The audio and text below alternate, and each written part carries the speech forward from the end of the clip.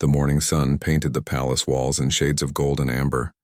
Marcus stood at his post near the eastern gate, his armor polished to perfection, his expression carved from stone. For 12 years he had served as a royal guard at the Palace of Eldoria. 12 years of standing motionless for hours, of never questioning orders, of becoming invisible despite the crimson uniform that marked him as one of the elite.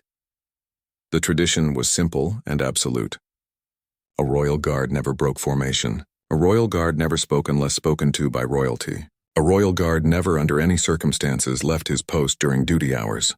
These rules had been followed for 300 years, passed down from one generation to the next like sacred scripture. Marcus had memorized every rule on his first day at the academy. He had recited them in his sleep. He had built his entire life around them. His father had been a royal guard. His grandfather before him. The uniform was his identity, the rules his religion.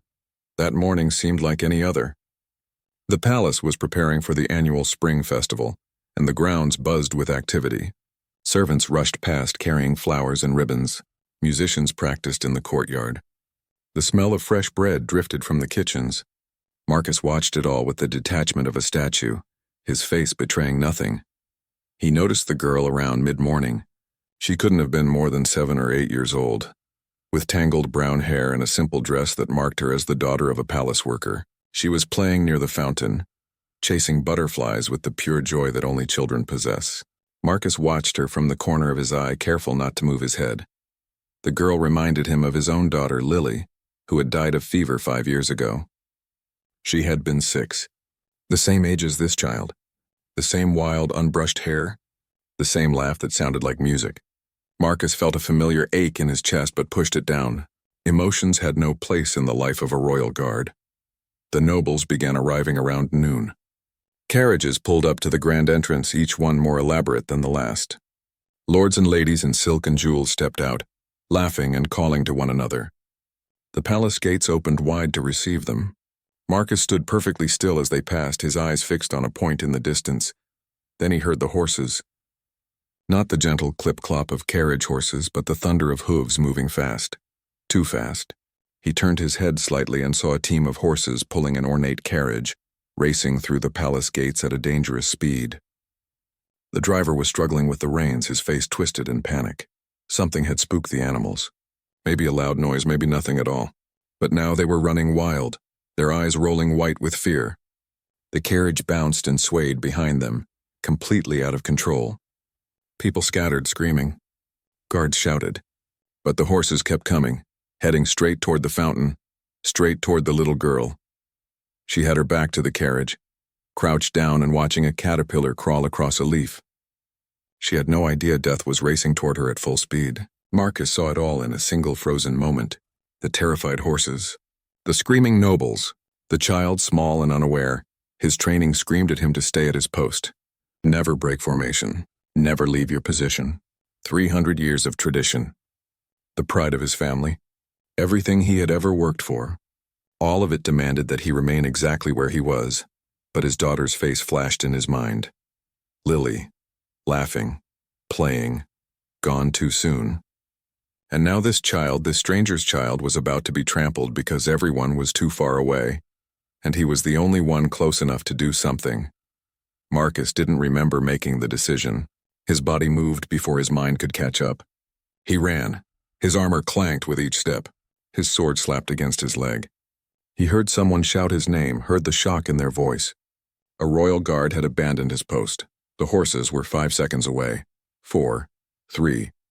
Marcus's legs pumped harder. His lungs burned. 2 seconds. The little girl finally heard the noise and turned around, her eyes going wide. 1 second. Marcus dove, his arms wrapped around her small body.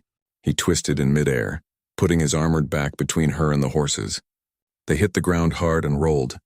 Marcus felt the thunder of hooves passing inches from his head, felt the wind of the carriage as it screamed past, heard the crash as it finally came to a stop against the palace wall. Then silence, or almost silence. Marcus could hear his own ragged breathing, could feel his heart hammering in his chest, could feel the child trembling in his arms, alive and unhurt. He had done it. He had saved her. He had also just destroyed his career. As the reality of what he had done began to sink in, Marcus slowly released the girl and sat up. People were running toward them now. Nobles, servants, other guards. Their faces showed a mixture of relief, shock, and something else. Something that looked like fear. Fear of what would happen next because everyone knew the rules. And everyone knew that Marcus had just broken the most sacred one of all. The palace council chamber was cold despite the afternoon sun streaming through the tall windows. Marcus stood at attention in the center of the room, still wearing his armor, though he knew it meant nothing now. The weight that pressed down on him had nothing to do with the metal plates and everything to do with the 7 pairs of eyes studying him from the raised platform.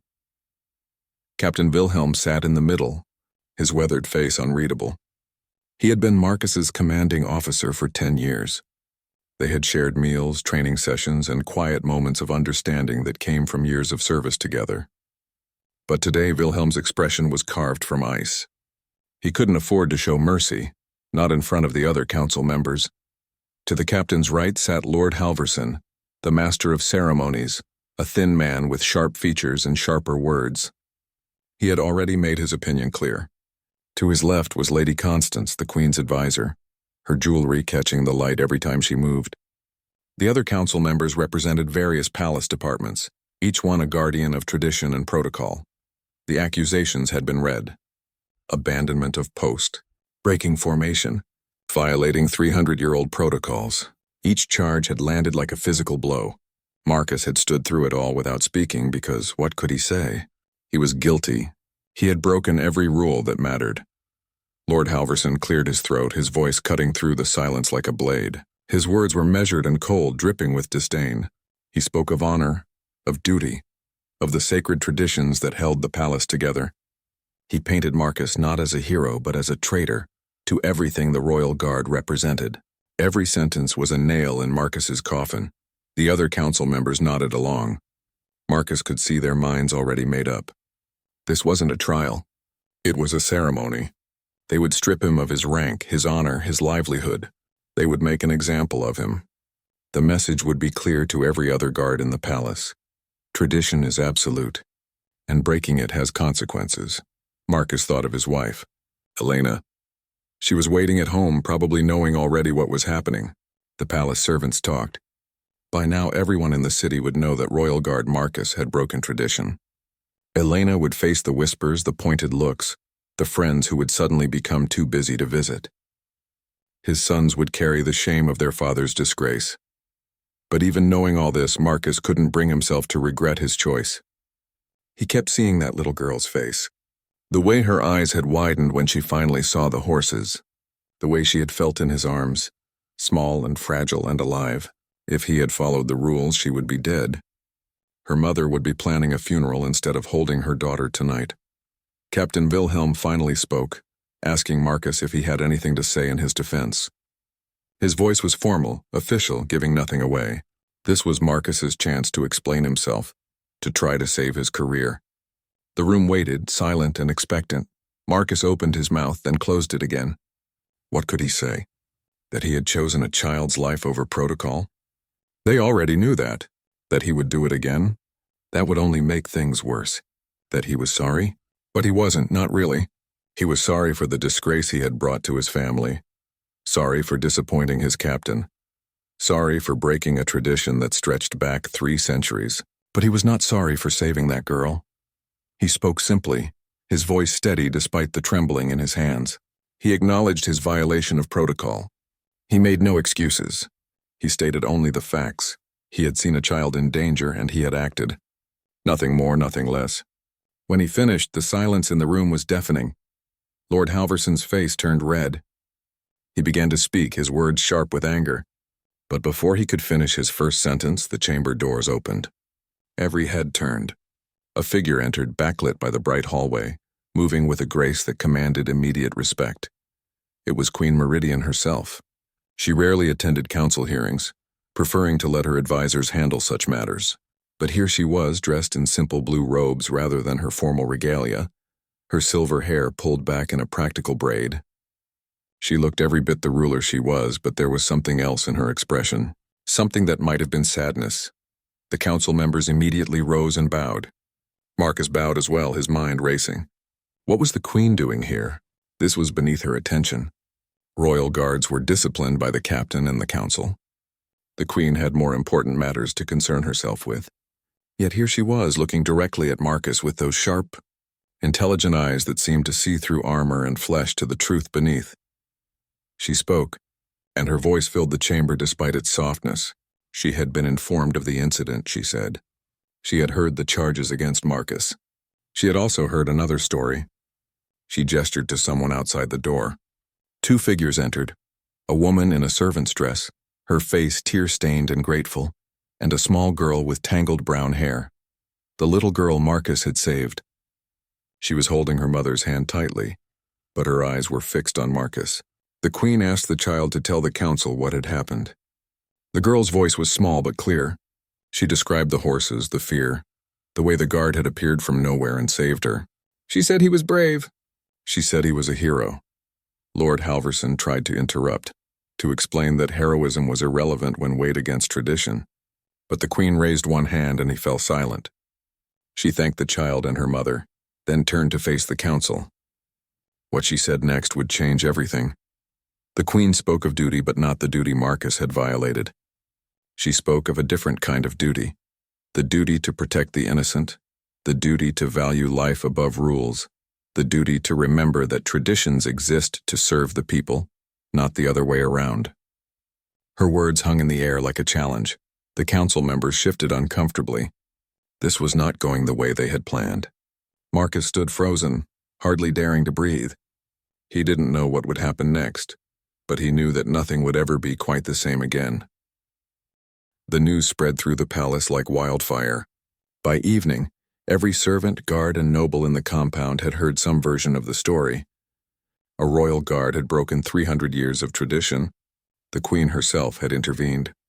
Nobody quite knew what it all meant, but everyone had an opinion.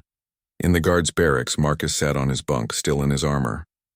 He had been dismissed from the council chamber without a final verdict. The queen had requested time to consider the matter, which was unusual enough to spark a dozen rumors. Some said she would pardon him. Others insisted she was simply delaying the inevitable punishment out of respect for his years of service. The other guards gave him a wide berth. Some looked at him with respect, others with barely concealed contempt. Thomas, a young guard who had joined the royal service only 2 years ago, finally approached. He sat down on the next bunk, his face troubled.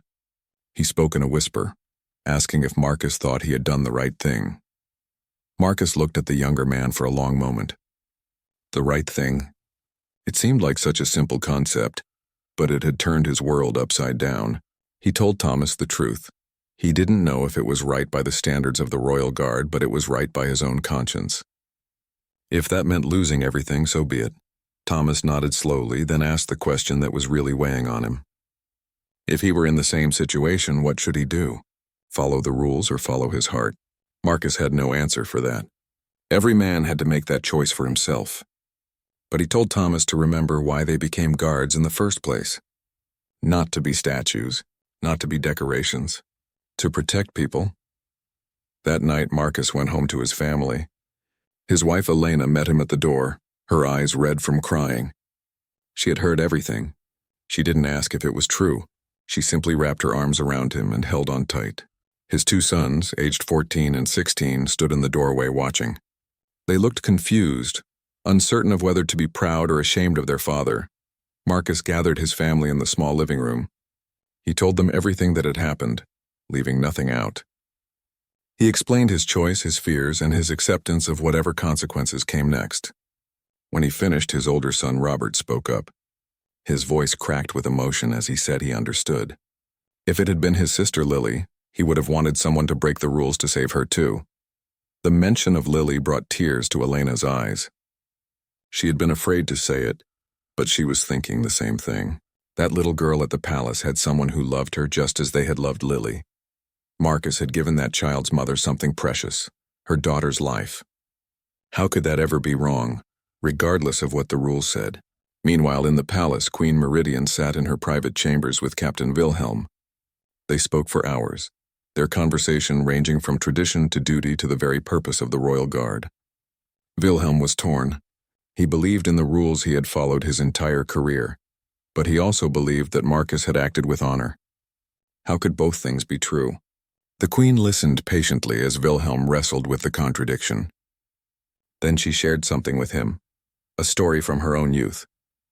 Before she became queen, when she was just a princess, she had witnessed her father face a similar dilemma. A servant had stolen food from the royal kitchens. The punishment for theft was severe, but the servant had stolen to feed his starving children. Her father had done something unexpected. He pardoned the servant and then reformed the laws regarding theft of food. He said that any rule that forced a man to choose between law and his children's lives was a bad rule. The nobility had been scandalized, but the common people had loved him for it, and the kingdom had become stronger, not weaker. Wilhelm understood what the queen was suggesting. This wasn't just about Marcus. This was about what kind of kingdom they wanted to be. Did they want guards who followed rules blindly, or guards who understood the purpose behind those rules?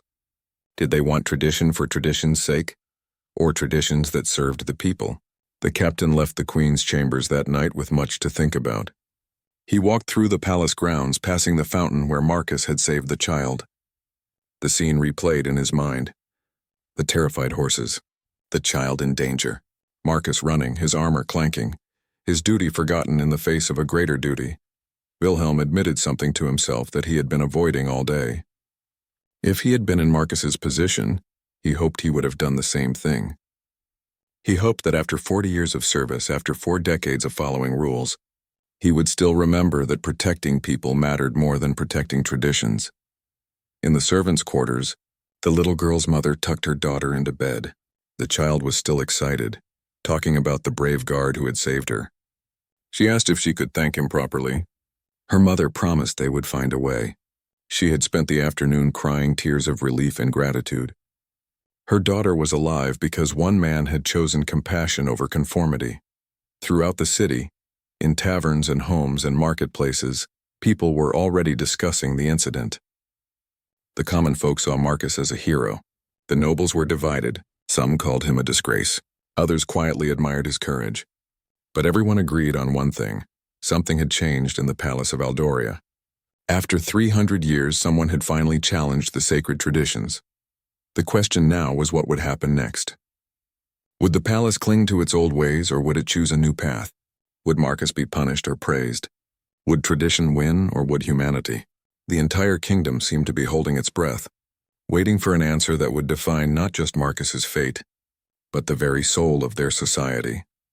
As the moon rose over the palace, casting silver light on the ancient stones, everyone from the queen to the youngest servant knew that tomorrow would bring a decision that would echo through the halls of history. The morning of the verdict arrived with unusual stillness. The palace seemed to hold its breath, waiting. Marcus woke before dawn, unable to sleep. He dressed in his uniform one more time, polishing each button with care. If this was to be his last day as a royal guard, he would face it with dignity. Elena made breakfast, but neither of them could eat. They sat at the table, hands clasped together, drawing strength from each other's presence. She told him she was proud of him no matter what happened. He kissed her forehead and left for the palace, not knowing if he would return as a guard or as an unemployed man with a family to feed. When Marcus entered the palace grounds, he noticed something strange. Guards who normally would have ignored him nodded as he passed. Servants smiled at him. A kitchen maid pressed a small bundle of bread into his hands, whispering a blessing. It was as if the whole palace was rooting for him, despite knowing it might be futile. The council chamber was already full when Marcus arrived. The 7 council members sat in their places, their faces revealing nothing. But there were others present too, people who normally wouldn't attend such proceedings.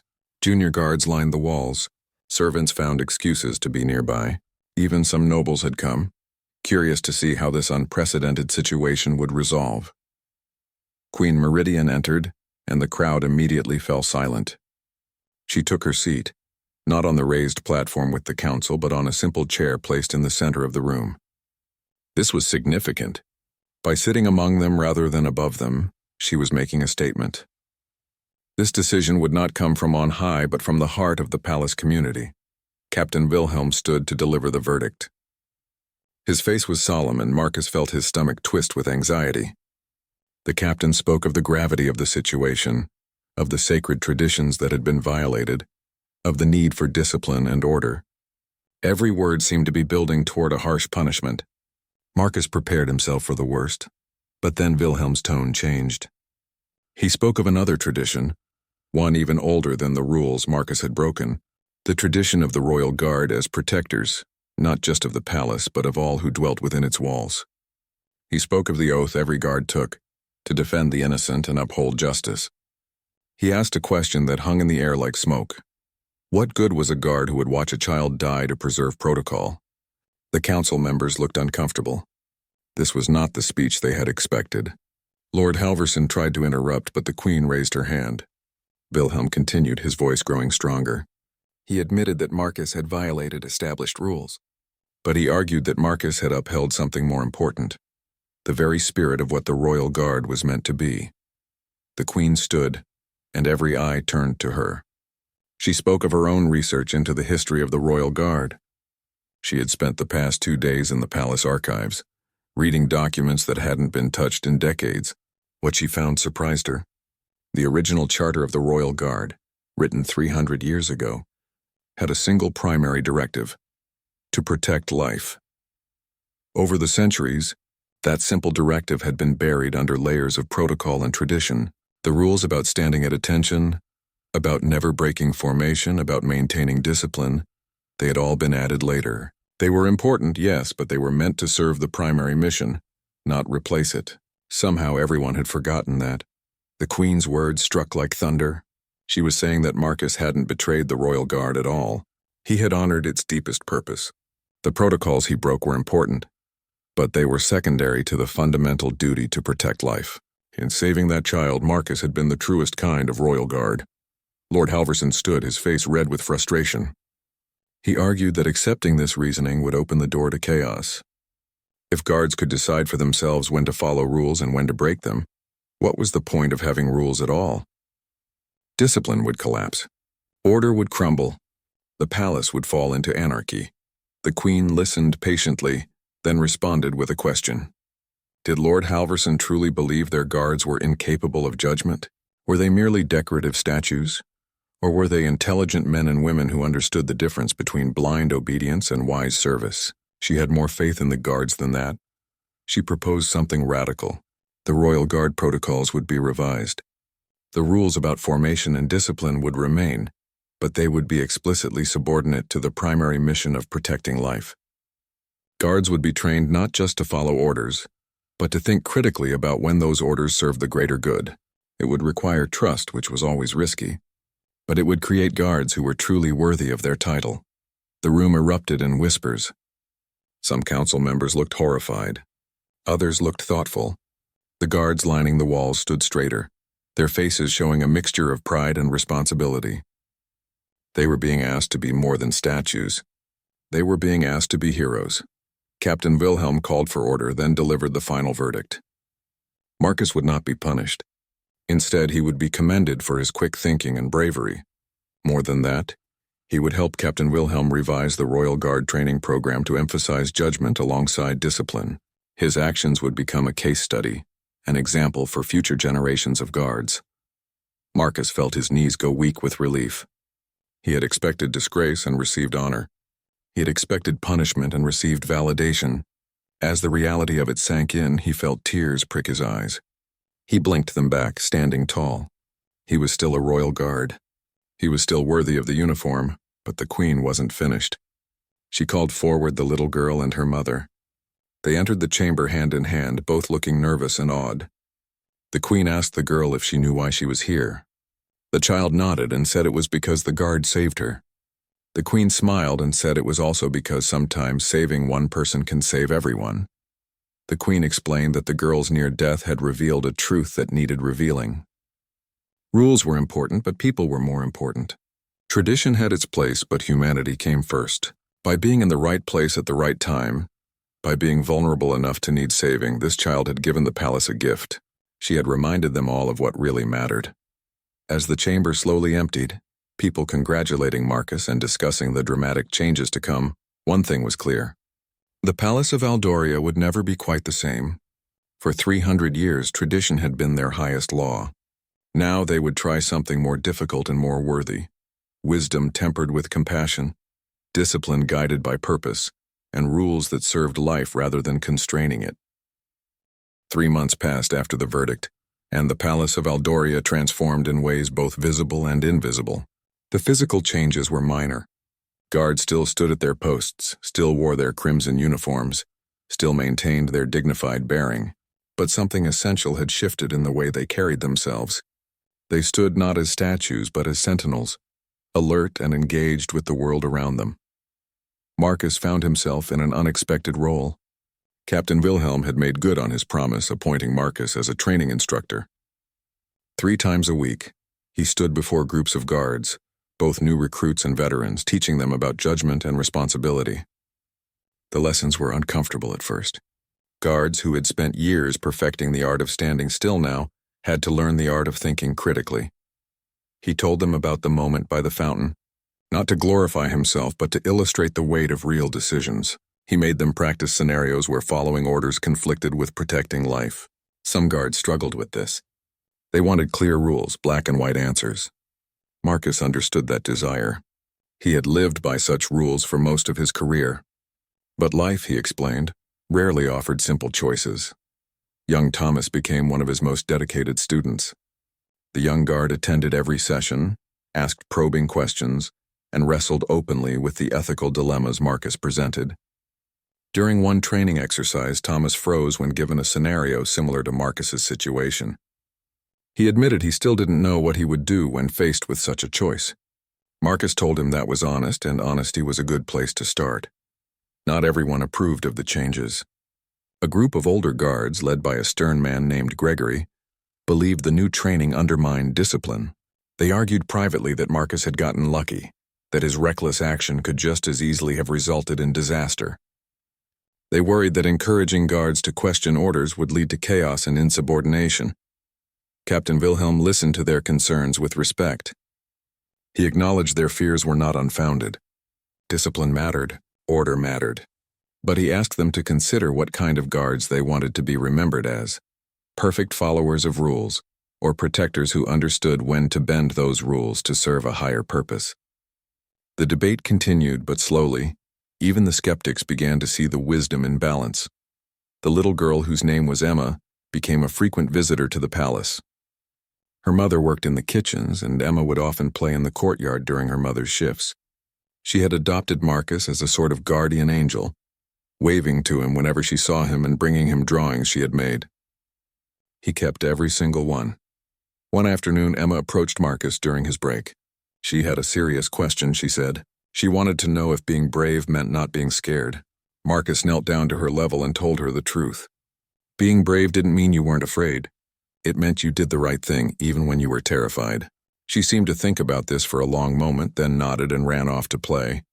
The conversation stayed with Marcus. He realized that children understood certain truths more clearly than adults. Emma hadn't asked if he followed the rules. She had asked if he was brave. Children measured people by their character, not their compliance. Perhaps that was what the palace had forgotten over 3 centuries of accumulated protocol.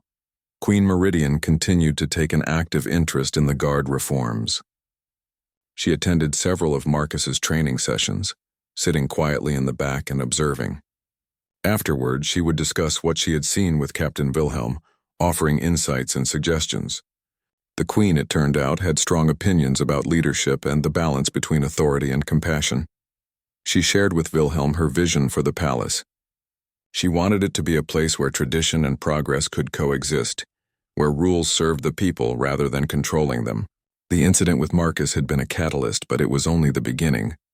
She was already looking at other areas where rigid protocols might need examination and revision. In the city beyond the palace walls, Marcus's story had taken on a life of its own. Balladeers sang songs about the guard who chose heart over duty. Artists painted dramatic scenes of the rescue. Parents told their children about the importance of doing what was right even when it was difficult. The story had become legend, embellished and romanticized, but carrying a truth that resonated with people from all walks of life. Marcus found the attention embarrassing. He insisted he was no hero, just a man who had made a choice in a moment of crisis. But Elena saw it differently. She told him that heroes weren't people who never felt fear or doubt. Heroes were ordinary people who chose to act when action was needed. By that definition, he was absolutely a hero, whether he accepted the title or not. His sons were navigating their own relationship with their father's fame. At first, they had basked in the reflected glory, their classmates treating them with new respect. But as time passed, they began to understand the deeper implications of what their father had done. It wasn't just about being brave or breaking rules. It was about standing up for your beliefs even when the cost was high. Robert, the older son, came to Marcus one evening with a confession. He had been in a situation at school where he had seen someone being bullied. He had wanted to help, but he was afraid of becoming a target himself. He had walked away. Now he felt ashamed. Marcus listened without judgment, then shared his own moments of cowardice, times when he had chosen safety over courage. What mattered, he told his son, was learning from those moments and doing better next time. The palace itself seemed to breathe easier after the changes. Servants noticed that guards were more approachable, more willing to help when asked. The rigid formality that had defined palace life for so long began to soften around the edges. People still followed protocols, still maintained proper decorum, but there was more room for humanity, for small kindnesses, for flexibility when circumstances demanded it. Captain Wilhelm observed these changes with satisfaction. He had worried that loosening discipline would lead to chaos, but the opposite had happened. The guards seemed more engaged, more committed to their duties. They understood now that they weren't just following orders. They were part of something larger, a mission to protect and serve, and that mission sometimes required independent thought and moral courage. As summer approached, the palace prepared for another festival. This time, extra precautions were taken around the stables and carriage area. New protocols were established for controlling horses during busy events. But these new rules were created with input from the guards themselves, who offered practical suggestions based on their observations. It was a small thing, but it represented a fundamental shift in how the palace operated. Marcus stood at his post during the festival, watching families enjoy the celebration. He saw Emma playing with other children, her laughter carrying across the courtyard. He saw his own family in the crowd, Elena holding hands with their younger son. He saw Queen Meridian moving among her people, gracious and engaged. And he felt something he hadn't felt in years, pride not just in what he had done but in who he had become. The journey wasn't over. There would be more challenges, more difficult decisions, more moments when the right choice wasn't clear, but the palace had learned something valuable. Tradition and progress weren't enemies. Rules and compassion could coexist. And sometimes breaking one rule to honor a greater truth was not betrayal, but the highest form of loyalty. A year after the incident, the Palace of Eldoria celebrated the anniversary of its founding. It was the grandest festival of the year, with nobility from neighboring kingdoms attending, streets filled with music and dancing, and the palace itself decorated in stunning displays of flowers and banners. But this year's celebration carried extra significance, for it marked not just the palace's history, but its transformation. Queen Meridian had chosen this day to make an official announcement. The Royal Guard protocols had been formally revised and documented.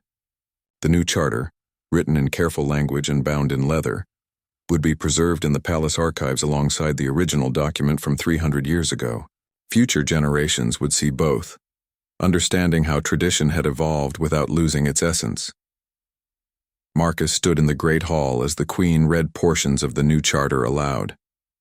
She spoke of the primary duty to protect life, of the importance of judgment tempered with wisdom, of the balance between discipline and compassion. Then she did something unexpected. She called Marcus forward and presented him with a new medal, created specifically to honor guards who demonstrated exceptional moral courage in the line of duty. He was the first recipient of the Medal of Conscience, but he would not be the last. The Queen explained that this honor would be given rarely, only to those who made difficult choices that upheld the true spirit of the Royal Guard. It would serve as a reminder that sometimes the hardest thing to do and the right thing to do were the same thing. As Marcus accepted the medal, he looked out at the assembled crowd. He saw his fellow guards, some smiling with genuine pride, others still skeptical but respectful. He saw Emma sitting in the front row with her mother, the girl's eyes wide with excitement. He saw his own family, Elena crying happy tears, his son standing tall and proud. He saw faces from every level of palace society, all gathered to witness this moment. Captain Wilhelm also received recognition that day. The Queen commended him for his leadership during a difficult period of change, for his willingness to question traditions he had followed his entire career, and for his dedication to creating a better, more thoughtful royal guard. Wilhelm accepted the honor with characteristic humility, insisting that the true credit belonged to Marcus for having the courage to act. The celebration continued throughout the day and into the evening. But for Marcus, the most meaningful moment came later, when the formal events had ended and the crowds had dispersed. Emma approached him in the courtyard, holding something behind her back. She revealed it with a shy smile, a drawing she had made of that day by the fountain with Marcus depicted as a knight with wings, swooping in to save her. Marcus accepted the drawing with genuine emotion. He told Emma that he wasn't really a hero, just a person who did what anyone should do. But Emma shook her head with the certainty of childhood wisdom. She said that made him even more of a hero because he didn't think he was special. Real heroes, she explained, were just regular people who helped others when they needed help. Her words struck Marcus deeply. Out of the mouths of children came truths that adults often missed. He had spent a year wrestling with his actions, questioning whether he had done the right thing, worrying about the consequences of breaking tradition. But Emma saw it simply. Someone needed help and he helped them. That was all that really mattered. That evening, Marcus walked home with his family through the festival-decorated streets. Lanterns glowed in the gathering dusk, casting warm light on happy faces. Musicians played on corners. Dancers spun in the squares. The whole city was alive with joy and celebration. Robert walked beside his father, asking questions about what it felt like to receive the medal, to be recognized by the Queen herself. Marcus thought carefully before answering. He told his son that the medal was an honor, but it wasn't what mattered most. What mattered was knowing that somewhere in the city, a little girl was safe and happy because he had made a choice. What mattered was that the palace had learned to value people over protocol. What mattered was that maybe, just maybe, other guards would find the courage to do the right thing when faced with similar choices. Elena squeezed his hand, understanding what he meant. She had supported him through the darkest days of uncertainty, when they didn't know if he would lose everything. She had believed in him even when he doubted himself, and now she watched with quiet satisfaction as her husband received the recognition he deserved. Not for following rules, but for following his conscience. In the following months and years, the incident by the fountain became part of palace lore. New guards learned about it during their training, studying Marcus's split-second decision as an example of moral courage. The story was told and retold, sometimes embellished, sometimes simplified, but always carrying the same essential message. Rules exist to serve people, not the other way around. Emma grew up with the story as part of her life. She would eventually tell her own children about the day a royal guard saved her and changed the palace forever. The incident shaped her understanding of courage, duty, and the importance of doing what was right even when it was difficult.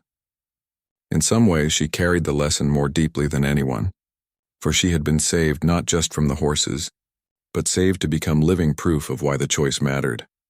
Marcus continued his work training new guards, refining his lessons based on experience and reflection. He developed scenarios that challenged guards to think critically about their duties, to understand that being a protector sometimes meant making hard choices. Some guards excelled at this new approach. Others struggled but grew. All of them came away with a deeper understanding of what it meant to serve.